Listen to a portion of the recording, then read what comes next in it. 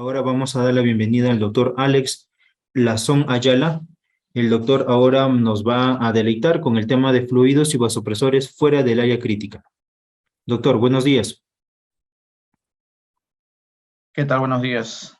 Gracias por la invitación. Gracias a usted, doctor, por participar en este curso precongreso. Vamos a mencionar que el doctor tiene como segunda especialidad en medicina humana, medicina de emergencias y desastres. También pertenece a la Escuela de Medicina, Facultad de Hipólito Unanue, Universidad Nacional Federico Villarreal. Es médico asistente del Servicio de Emergencia del Hospital Grau de Salud y ponente reconocido con más de 50 actividades exponenciales y docente universitario de una universidad muy importante. Doctor, usted nos dice en qué momento comenzamos. ¿Me dan el pase? Sí, doctor, por favor.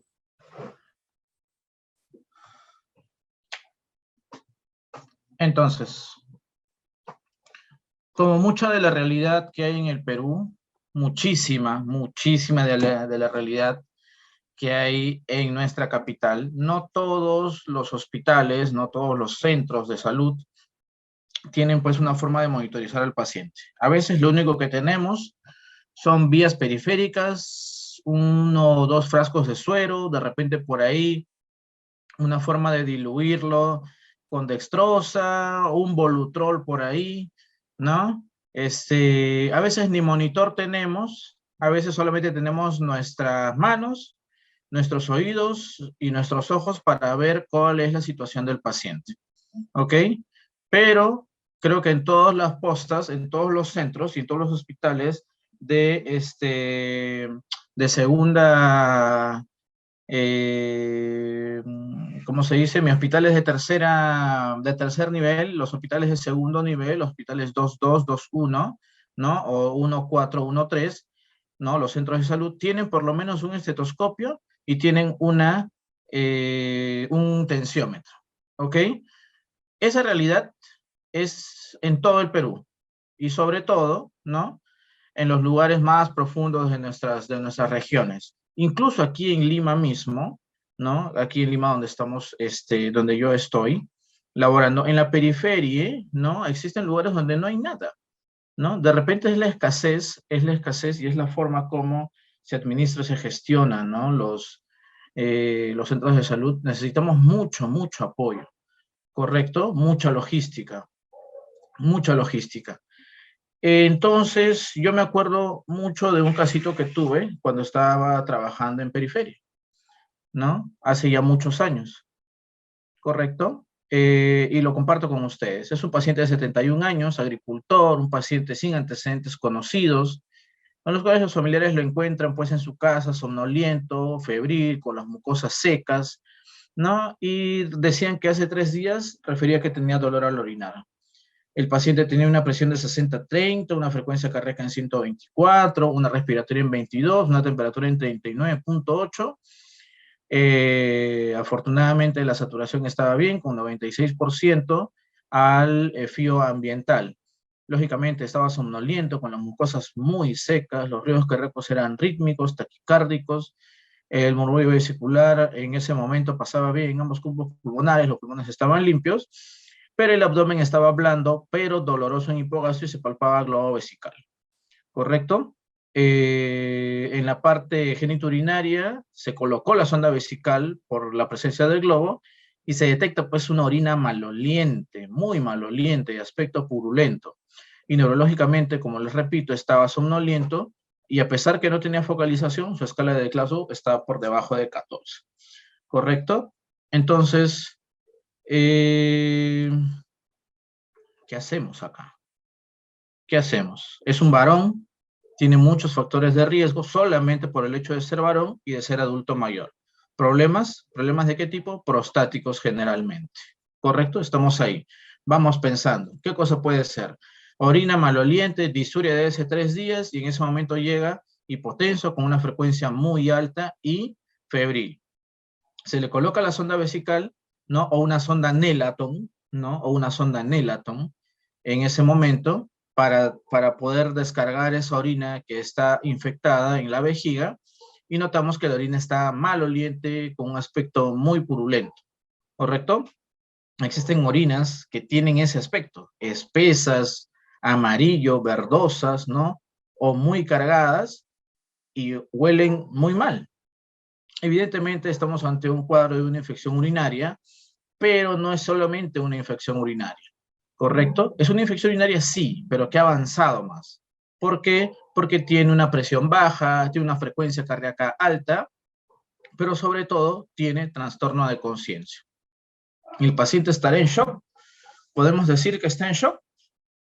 Podemos inducir que está en shock. Efectivamente, es un shock. En un centro de salud donde podemos incluso no tener nada más que nuestras manos, unas vías y una vía periférica. Entonces, ¿qué hacemos? ¿Y ahora qué hacemos? No tenemos un catéter venoso central, tenemos vías periféricas, sí. Y así tuviéramos, de repente, las personas que están ahí no están capacitadas para colocarlo, a pesar de que la curva de aprendizaje para colocar un catéter venoso central no toma un largo tiempo, pero tampoco es corto, es para eso que también nos entrenamos. Solo tenemos suero fisiológico y no tenemos Volutrol. ¿Y ahora qué hacemos? O sea, esperamos a llevarlo a un lugar de alta resolución, esperamos a que venga la ambulancia para llevarla a otro hospital, tratamos de coordinar para que vengan a recogerlo. ¿Qué hacemos? ¿Cuál sería, cómo podemos avanzar con este paciente si no tenemos ni los recursos y tampoco estamos capacitados? ¿No? Entonces, ¿cómo podemos nosotros administrar fluidos o vasopresores en un lugar donde no es cuidado crítico, en una zona donde no haya logística, en una zona que esté alejado de un hospital de alta resolución, ¿no? O que tenga un cuidado, o que tenga un hospital, o que tenga una zona, un servicio de área crítica, ¿no? Así es. Entonces, gracias nuevamente por la invitación. Mi nombre es Alex Glazón, gracias por presentarme. Soy médico emergenciólogo, ya van a ser casi 10 años, más de 10 años que ejerzo esta hermosa especialidad. Trabajo en salud en el Hospital de Emergencias Grau, en Lima. Entonces, los fluidos sí, hay que dar fluidos, inmediatamente, hay que dar fluidos, ¿no? Fluidos lo suficientemente concentrados como para generar o como para igualar la osmolaridad plasmática. ¿Qué soluciones están aceptadas? ¿No? Lo que conocemos, el cloruro de sodio al 9 por mil, que tiene una osmolaridad de 308. Tenemos también la glucosa al 5%, ¿no? La dextrosa al 5%, que es hipoosmolar respecto a la salina. Y tenemos la glucosa del 10%, que ya tiene un peso osmolar un poco mayor. Sin embargo, ¿cuál es la sustancia o cuál es el fluido que está aceptado para resucitación en fluidoterapia? Lo comentó el doctor Boni hace un momento, ¿no? ¿Retos de qué? De cloruro. No tenemos no tenemos nosotros aquí en el Perú el lactato de Ringer, ¿no? Lo más disponible, lo más aceptable es tener un cloruro de sodio al 9 por mil. Es lo que tenemos. Es lo que tenemos. Doctor, ¿y puede empezar con eso? Por supuesto, hay que empezar con eso. Doctor, ¿y a qué velocidad? ¿Cuánto le doy? ¿Cómo es? Hablamos de retos de fluidos, ¿no? ¿Cuánto le doy, doctor?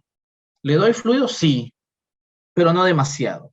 Hay retos de cuánto, de 30 a 50 mililitros por kilo, ¿no? Que más o menos te va a dar entre un volumen de 500 a 800 por vez en un tiempo de más o menos 20 a 30 minutos, ¿ok? Es el promedio, 500 a 800 mililitros de suero fisiológico o de cloruro de sodio al 9 por mil en un tiempo de 20 a 30 minutos, ¿ok? Ahora, este paciente, lo anotamos aquí entonces, le vamos a dar suero fisiológico, ¿no? De 30 a 50 mililitros por kilogramo en un tiempo de 20 a 30 minutos, ¿no? ¿Y cuánto le doy, doctor? ¿Cada 30 minutos le doy esa cantidad? ¿Le puedo dar 2, 3, 4, 5 litros? No. Como dice acá bien claro, hay que dar fluido sí, pero no hay que darlo en forma indiscriminada. ¿Por qué? Porque el suero fisiológico también tiene un problema, ¿no? No es tan inocente, ¿no? Si nos excedemos, vamos a generar hemodilución, podemos generar trastornos de coagulación por desactivación del factor 10, vamos a generar hipercloremia, recordemos que es cloruro, cloro más sodio, ¿no? Y podemos hacer persistir acidosis metabólica o inducir a la acidosis metabólica a los pacientes. Entonces, ¿le damos fluido? Sí, pero hay que tenerlo en forma, no hay que colocarlo en forma indiscriminada, ¿no?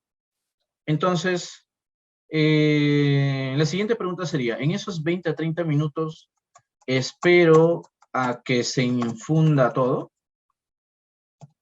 Espero que se infunda toda la solución. Espero que se infunda toda la solución. ¿Qué dicen ustedes? Discúlpeme que lo haga de esta manera. Espero que espero pueda ser más didáctico con esto. Yo hago esto mucho en la universidad, ¿no? Entonces, de una cosa pasamos a la otra y decimos, le doy fluidos 20 a 30 minutos, entonces espero esos 20 a 30 minutos para recuperar presión. ¿Qué dicen ustedes? ¿Esperamos? ¿No esperamos? Pues no, ¿no? No esperamos. Entonces, ¿qué tenemos que hacer? Tenemos que recuperar, y acá lo ponemos, recuperar inmediatamente la perfusión. Y eso en forma, ¿no? Macrodinámica, ¿no? O en forma macrocirculatoria. En forma macrocirculatoria implica mejorar inmediatamente la presión arterial. ¿Cuánto tenía nuestro paciente? 60-30. Por lo tanto, tenía una PAM de 45. ¿A dónde tenemos que llegar? Por lo menos tener una PAM de 65. ¿Ok? Por lo menos debemos tener una PAM de 65. De 45 a 65, lo más rápido que se pueda. ¿En cuánto tiempo debe ser eso? ¿En cuánto tiempo debemos manejar esta presión? Debemos obtener esta presión en menos de una hora. ¿Cuánto tiempo tenemos entonces? Menos, ¿no? Menor a una hora. Ese es el objetivo. En una hora el paciente tiene que estar resucitado. ¿Correcto? ¿Con fluidos? ¿O con vasopresores? ¿O con los dos? ¿Cuál se prefiere? Que sea con los dos. Hablando de este caso. ¿Ok? El otro Bonilla dijo algo muy interesante justo antes de terminar, ¿no? Un paciente que vive en shock hipovolémico, en el cual hipovolémico no significa que le vamos a dar cualquier tipo de volumen, entonces le doy dextrosa, le doy suero fisiológico, le doy agua destilada. No. Si el shock es hipovolémico hemorrágico, ¿qué es lo que hay que darle? Sangre. En este caso, es un paciente que viene por una infección. Se ha desencadenado una sepsis de origen urinario, donde todos los sistemas de equilibrio ya se han descompensado.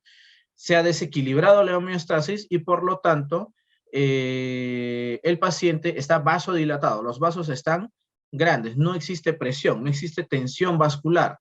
Por lo tanto, ¿qué necesitamos? Necesitamos mejorar esa tensión vascular, ¿no? Lo podemos hacer de dos maneras, metiéndole agua para cumplir la ley de Frank-Starling, o lo obligamos a que esté más tenso, y eso se hace a través de los vasopresores. ¿Correcto? Sigamos. Entonces, doctor, le voy a poner suero fisiológico. Muy bien. En menos de 20 minutos se lo voy a poner, pero se lo pongo por vía central, se lo pongo por vía periférica. No tengo vía central, doctor, no hay. No, acá tenemos uno, pero no sé cómo ponerlo, no tengo la técnica, no sé cómo hacerlo. Entonces, no se hagan problemas. No inventen la pólvora. Si tienen una vía periférica excelente, si tienen una vía periférica permeable, se la colocan por ahí. Y si no la tienen, se la instalan. ¿Correcto? ¿Por qué? ¿Cuál es la ventaja de tener una vía periférica? El flujo. ¿Cuál es la mejor forma de instalarle flujo a un paciente, de instalarle volumen a un paciente en forma rápida? Es una vía periférica. ¿Correcto? ¿Por qué? Recordemos cuáles son los flujos de nuestros catéteres, ¿no? Vemos que va en forma inversa. Mientras más grande es el gauge, menos va a ser el flujo.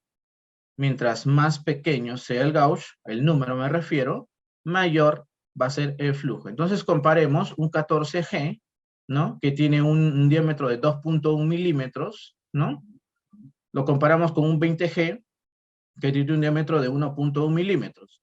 Y lo comparamos con el espesor, lo comparamos, perdón, con la longitud, 30 milímetros a 45 milímetros. Entonces, literalmente, el 14G es un cañón, pues. Es lo máximo, ¿no? Es ideal, tanto el 14 como el 16, para colocar grandes flujos de volúmenes. ¿Ok? Entonces, ¿cuánto de flujo tengo para un 14G de 45 milímetros? Tenemos 300 a 330 mililitros por minuto. ¿Qué quiere decir? Que un tercio de un cloruro lo paso en un minuto, ¿no? Y eso se llama un bolo de fluido. Eso es un bolo de fluido, ¿no? Es muy diferente a decir hidratación. La fluidoterapia es muy diferente a decir la hidratación. De repente la hidratación es algo constante para permanecer o para darle un aporte mínimo de agua que debe tener un paciente que, por ejemplo, esté en dieta estricta, ¿no? Que esté en NPO, que no recibe nada por vía oral. Entonces le doy una hidratación constante. ¿Correcto? Pero en el bolo de fluido, en la fluidoterapia, ¿yo qué quiero? Yo quiero un objetivo. ¿Cuál es el objetivo? Mejorar la perfusión circulatoria, mejorar la presión arterial. Entonces, cuando tengo la duda de si le pongo una vía central o vía periférica para poner fluidos en grandes cantidades, no lo duden ni un momento, póngale una o por lo menos dos vías periféricas gruesas y se la pueden colocar. Doctor, solamente tengo 18G, perfecto. Ahí está, una buena 18G, ¿no? De 48 milímetros de longitud y te da 95 mililitros por minuto. Es excelente. Es excelente. ¿Ok? Por un lado le pasan el fluido y por el otro lado, ¿qué le pueden estar pasando? Le pueden también pasar fluido, pero yo quiero recuperar perfusión rápido. Yo quiero mejorar la presión rápidamente. Entonces, por el otro lado, ¿qué le puedo poner? Le puedo poner vasopresores. ¿Ok? Ahora, pero doctor, me han dicho que los vasopresores solamente se dan por vía central, ¿no? Yo que he pasado, he estado en una pasantía ya en un hospital grande, no, nos decían que siempre que hay vasopresores, siempre que vamos a infundir vasopresores, necesitamos colocarle una vía central. Perfecto, no le quitan razón, pero para colocar una vía central necesitas que esté bien colocada la vía central, ¿no? Y eso implica que es operador dependiente. Que es operador dependiente. ¿Vale decir qué cosa? Depende mucho de la persona que lo ponga. ¿Por qué? Para garantizar que esté en un buen lugar. ¿Cuántos catéteres necesitas colocar para decir que estás bien entrenado? Por lo menos 100 a 150 al año. Por lo menos 100 a 150 al año. Ese entrenamiento es lo que se hace entre nosotros, ¿no? Entre los residentes de medicina de emergencias y desastres, ponen catéteres, no sé, pondrán 2 o 3 al día, ¿no? Por lo menos, ¿no? Si se la buscan, a veces colocan más, ¿no?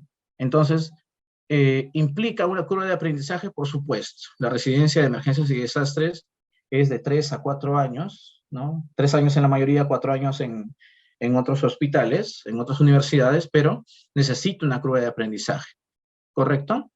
También implica correr un riesgo durante el procedimiento, neumotórax, infecciones, sangrados, hematomas, y también hay un riesgo durante su permanencia.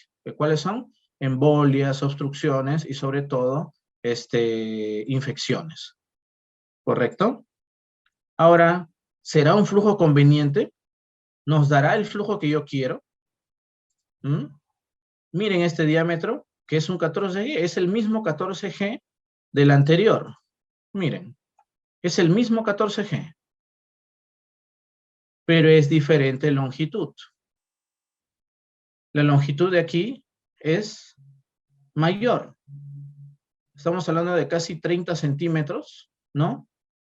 de longitud, y eso le disminuye drásticamente el flujo. Entonces, si les dicen que un catéter es mejor para colocar fluidos, eso es falso. La mejor forma de colocar fluidos en bolos es una vía periférica. Eso es indiscutible, porque acá está demostrado, ¿no? Un 14G te da más o menos, ¿no? 6.500 mililitros por hora. Y eso al minuto te da 109 mililitros. Un 16G, que más o menos sería este tamaño de aquí, ¿no? Estamos hablando de un catéter de 5 lúmenes en estos casos, ¿no? Un 16G te da 61 mililitros por minuto y un 18G te da 32 mililitros por minuto aproximadamente. O sea, se reduce drásticamente la cantidad de flujo, la velocidad del flujo, de 330, 180 y 95 a 100, 60 y 30 respectivamente. ¿Ok? Entonces, ¿necesito una vía central? No, no nos aloquemos por colocarle una vía central. Podemos manejar estos pacientes críticos en una zona donde no haya, donde no hay una unidad crítica, simplemente con vías periféricas.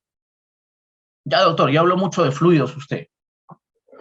Ya sé que le pongo el suelo fisiológico, le pongo 2 vías y le puedo poner ahí el suelo fisiológico por vía periférica. Y el vasopresor que usted tanto me dice, pues también se le puede poner el vasopresor, ¿no? Resumiendo, iniciamos la rehabilitación con lo que haya. Vía periférica, cloruro y se acabó. ¿Iniciamos vasopresores? Sí. ¿Qué vasopresores? Noradrenalina, ¿no? En primer lugar, siempre la noradrenalina. Y luego, si es que no hay noradrenalina, le colocamos dopamina. Pero, por vía periférica le puedo colocar, doctor. Esa fue una gran incertidumbre un gran debate que ha surgido por años. Y después de mucho tiempo, un documento salió, ¿correcto? Una revisión salió, dando recomendaciones al respecto del uso de vasopresores por vía periférica. ¿Cuál es el objetivo? El objetivo es resucitar al paciente, mejorar la presión arterial media en menos de 1 hora, con una presión media objetivo de 65, ¿no? Y que el paciente orine. Recordemos que la mejor forma de perfundir a un paciente es la mejor forma, la mejor señal de que un paciente está bien perfundido es que orine, que tenga una diuresis mínima de 0.5 a 1 mililitro por kilo por hora. Lo anotamos por aquí para que no se olviden. Entonces, diuresis objetivo, ¿no? 0.5 mililitros a 1 mililitro o más, ¿no? Por kilogramo de peso por hora. Ese es mi diuresis objetivo. Si el paciente, mi pacientito, empieza a orinar de esa forma, entonces, créanme que lo están haciendo bien. ¿Correcto? Mejora la presión, mejora la diuresis, perfecto. Estamos resucitándolo de buena, con una buena, de una buena forma. ¿Correcto? Doctor, ¿y cómo sacó la PAM? Solamente para recordarles, muchos de ustedes ya lo deben saber, pero lo pongo por acá. ¿Cómo saco yo la presión arterial media?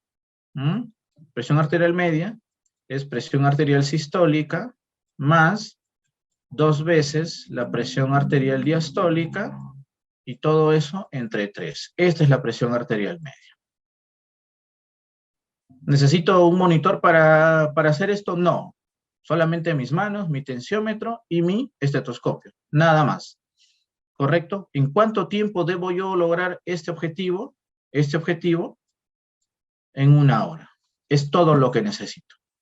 ¿Ok? Le puse fluidos, ahora voy por los vasopresores porque en menos de 1 hora este paciente tiene que estar bien perfundido. Vamos por los vasopresores. No tengo vía central, perfecto. Es aceptable colocarle vasopresores por vía periférica. ¿Correcto? Entonces, ¿qué nos dice este documento que salió en mayo de este año? ¿No? Es un documento en inglés general que es aceptado en prácticamente toda América. ¿No? ¿Qué nos dice? La administración temprana de vasopresores, ¿no? Dentro de lo que concluyen, mejora el resultado de los pacientes. ¿Dice algo por vía central? ¿Dice algo por vía periférica? No, simplemente dice que hay que ponerlo, hay que colocarlo, ¿ok? Hay que ponerlo. ¿Qué nos dice la segunda conclusión? Nos dice, es aceptable administrar vasopresores por vía periférica cuando no está disponible un acceso central. Entonces, confirma lo que hemos visto hace mucho tiempo, ¿no? ¿Cuánto demoramos nosotros en colocar un catéter central? ¿No? Un promedio de 10 a 20 minutos. Entonces vamos a esperar ese tiempo, que el paciente ya lo abordamos, sabemos qué tenemos, y en 20 minutos, vamos a esperar 20 minutos más hipoperfundido, 20 minutos más de células que sufren por no tener esa presión adecuada, ese flujo adecuado, esa presión media adecuada. No. Entonces, no es aceptable esperar a que el vasopresor se perfunda o se administre, ¿no? Si nos falta un acceso central.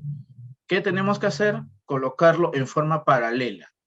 No, doctor, pero me han dicho que solamente fluidos y de ahí esperar. No, esos son conceptos antiguos. El Sepsis Surviving Campaign, la campaña sobreviviendo a la sepsis, que está en español también, nos dice que tenemos que recuperar la perfusión en menos de una hora con algo de diuresis y presión arterial media, lo que les acabo de decir.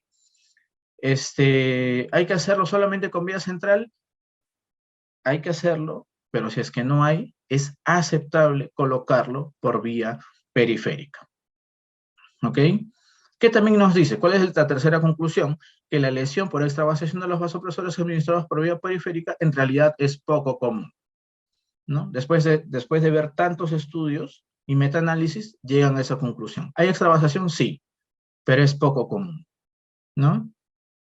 ¿Se pueden minimizar los riesgos con simples pasos? Sí se puede con simples pasos. Yo les voy a decir algunos. 1, diluir bien la concentración del vasopresor.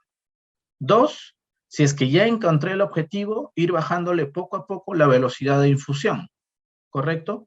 3, ¿no? Colocando o intercalando el lugar donde le coloco el vasopresor. ¿Ok? Lo coloqué por el lado derecho, ahora lo coloco en el lado izquierdo. Es por eso que es necesario en estos pacientes que tengan por lo menos 2 vías, si es que no puedo, no tengo o no sé cómo colocarle una vía central. ¿Correcto? Y lo que sí recomiendo también es que todas las instituciones deben tener protocolos para la detección y disminución de riesgos de efectos adversos por extravasación de vasopresores administrados por vía periférica. ¿Cómo diluimos? ¿No? Aquí les presento los más frecuentes, los más usados, ¿no? El más usado definitivamente es la noradrenalina o norepinefrina, concentración de 4x4, 4 miligramos por 4 mililitros, ¿no? Luego está la dopamina de 200 miligramos a 5 mililitros y nuestra famosa y clásica epinefrina de 1 miligramo por 1 mililitro.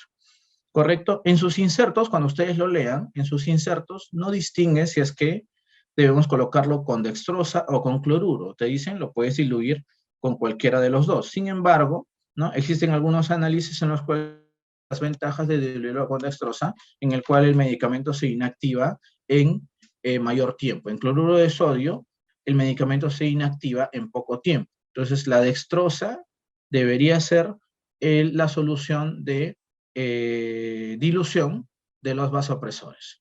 ¿Ok? Vamos por un clásico, la noradrenalina.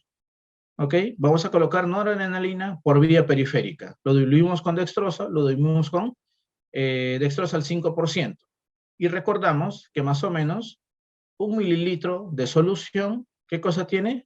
Tiene 20 gotas. Y una gota te da 3 microgotas si es que vamos a utilizar Volutrol. ¿Ok? Vamos a diluir la noradrenalina, 4 miligramos, 2 ampollas, vale decir 8 miligramos, 8000 microgramos en 100 cc de dextrosa. ¿Ok? Vamos a ver entonces que vamos a tener 80 microgramos en un cc, vale decir 80 microgramos por cada 20 gotas o por cada 60 microgotas, y la dosis va a ser la siguiente, de 0.1 a 0.5 microgramos por kilo minuto para empezar. Esta literatura que nos dice que la dosis puede ir de 0.25 incluso hasta 3 o 3.3 microgramos por kilo minuto. Esa es la dosis máxima. ¿Ok? Recordemos las características de la noradrenalina o norepinefrina de ser un vasoconstrictor potente, ¿no? a dosis mínimas, al contrario que la dopamina. La dopamina es un taquicardizante, es un inotrópico positivo, vale decir, va a ejercer una presión o un efecto directo sobre el miocardio, ¿no? Haciéndole que consuma más oxígeno, haciendo que se esfuerce más y provocando taquiarritmia. La noradrenalina no, la noradrenalina a efectos a dosis bajas, ¿qué es lo que va a generar? Va a generar mayor vasoconstricción. ¿Ok? Entonces, asumiendo que el paciente tiene un peso de 80 kilos, vamos a ver que 8 microgramos va a tener una dosis de 8 microgramos por minuto. Entonces, si no tengo Volutrol, le puedo dar 2 gotas por minuto hasta 10 gotas por minuto. Y si tengo Volutrol, le puedo dar 6 microgotas por minuto hasta 30 microgotas por minuto, asumiendo que el peso del paciente es de 80 kilos. ¿Ok? Doctor, pero tengo bomba. Excelente. Excelente. Haces los cálculos y lo más o menos lo inicias de 3 a 5 cc por hora, ¿no? Mililitros por hora, y puedes subir y trepar hasta que el paciente tenga la presión adecuada, que tenga la presión, tenga la presión objetiva, ¿no? Entonces, no estoy en área crítica, estoy en una zona de hospitalización, estoy en una zona alejada, mi hospital de referencia está a 1 hora, hora y media, 2 horas, no tengo recursos, solamente tengo mi cloruro, mi vía periférica, por ahí me han sobrado 2 noradrenalinas que por ahí me regalaron, ¿no? O los conseguí como sea, y le voy a empezar la infusión a mi paciente. ¿Qué hacemos? ¿Qué se hace con el paciente entonces? ¿Cuál sería la recomendación? ¿No? En primer lugar, el paciente tiene que estar en reposo, máximo una cabecera a 30 grados. Hay que empezar inmediatamente el antibiótico, ¿no? Si es que se puede generar o si es que se pueden tomar muestras para cultivo, mejor aún, pero las muestras de cultivo no deben reducir o no deben retrasar, mejor dicho, ¿no? La colocación de antibióticos. En el caso de una sepsis, los antibióticos se consideran medicamentos de emergencia. ¿Ok? En el caso de una sepsis, los antibióticos se consideran, ¿no? Medicamentos de emergencia. Bolos de cristaloides que van a durar 20 a 30 minutos cada uno, ¿no? De 500 a 800 por vez, en un total de 1000 a 1500 cc.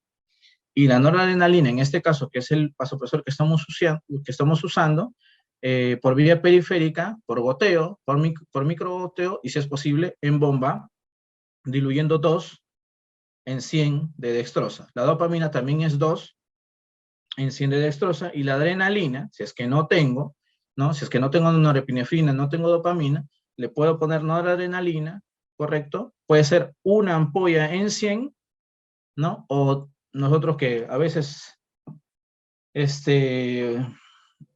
tenemos vía central, podemos poner incluso 10 ampollas en 100, ¿no? Pero las guías nos dicen que pueden ser una sola ampolla en 100 y le arrancamos a 10 mililitros por hora, ¿no? Y ahí vamos haciendo los cálculos.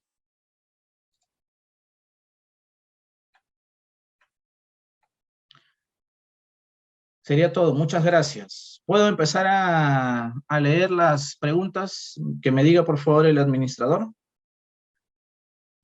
Sí, doctor, genial. Hay A una ver, pregunta sí. Miguel Gallardo. En caso de vasopresores en diabéticos descompensados con hipotensión, se administra de cloruro de sodio. ¿Con cuánto de gotas de vasopresor como adrenalina se puede colocar? Como noradrenalina se puede colocar. Como te decía, doctor Miguel Gallardo, como les decía en la exposición, hay que tener el objetivo y también el origen de esto, ¿no? Es un diabético descompensado. Los diabéticos descompensados, ¿no? En el caso, por ejemplo, de una cetoacidosis o de una sepsis, necesitan gran cantidad de fluido. ¿Ok? Esos pacientes sí ameritan una gran cantidad de fluido. Entonces, vamos de frente a darle fluidos por un lado, y si es que está hipotenso ya mucho tiempo, les vuelvo a decir, 1 hora tenemos para recuperar al paciente. Igual se administra cloruro de sodio como fluido en bolos iguales. La respuesta es la misma, de 500 a 800 en bolos, ¿no? ¿Y con cuánto de gotas de vasopresor como adrenalina se puede colocar?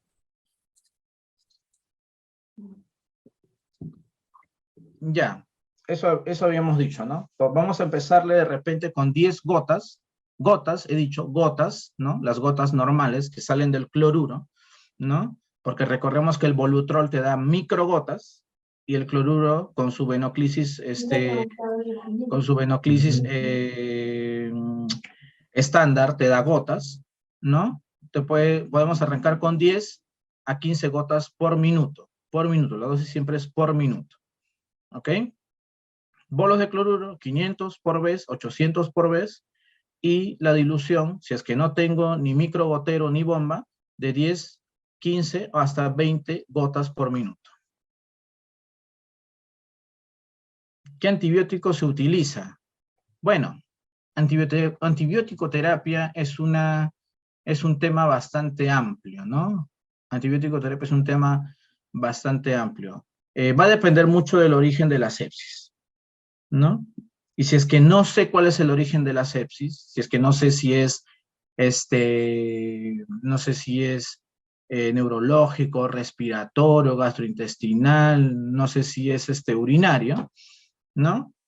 Se prefiere un antibiótico de amplísimo espectro a la más alta dosis, ¿no? A la más alta dosis que se pueda colocar hasta tener, pues, hasta examinar bien al paciente o hasta tener algún resultado de laboratorio, ¿no? Siempre es bueno, como les decía, antes de iniciar el antibiótico terapia, colocar o solicitar el urocultivo y por lo menos tomarle la muestra antes de colocar antibióticos, ¿no? Recomendaciones, si es que el paciente está en sepsis o está en shock séptico, siempre se recomienda la forma de desescalamiento, ¿no? Desescalamiento, ¿correcto? De desescalamiento. ¿Cómo desescalo?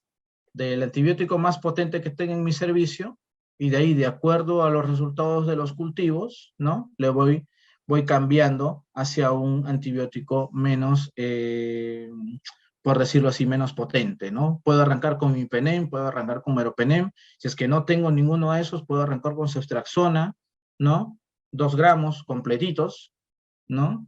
O le damos, si es que no tengo tampoco, le puedo dar ceftazidima o ciprofloxacino, recordando siempre que la primera dosis, así sea nefrópata, la primera dosis es la más alta que se puede dar, la primera dosis. Luego de ello ya podemos graduarlo de acuerdo a la función renal. En pacientes cardiópatas y nefrópatas, ¿se utiliza el mismo volumen de 30 a 50? Sí, ¿no? Se utiliza de 30 a 50, sí. Lógicamente, si es que no tengo forma cómo monitorizarlo, la diuresis es una buena forma, ¿no? Como les vuelvo a decir, la diuresis es una buena forma. Y el otro es escuchándole los pulmones, ¿no? Escuchando los pulmones. Es por eso que a nosotros, bueno, como emergencia, nos encanta mucho la ecografía, ¿no? Nos gusta mucho la ecografía. ¿Por qué?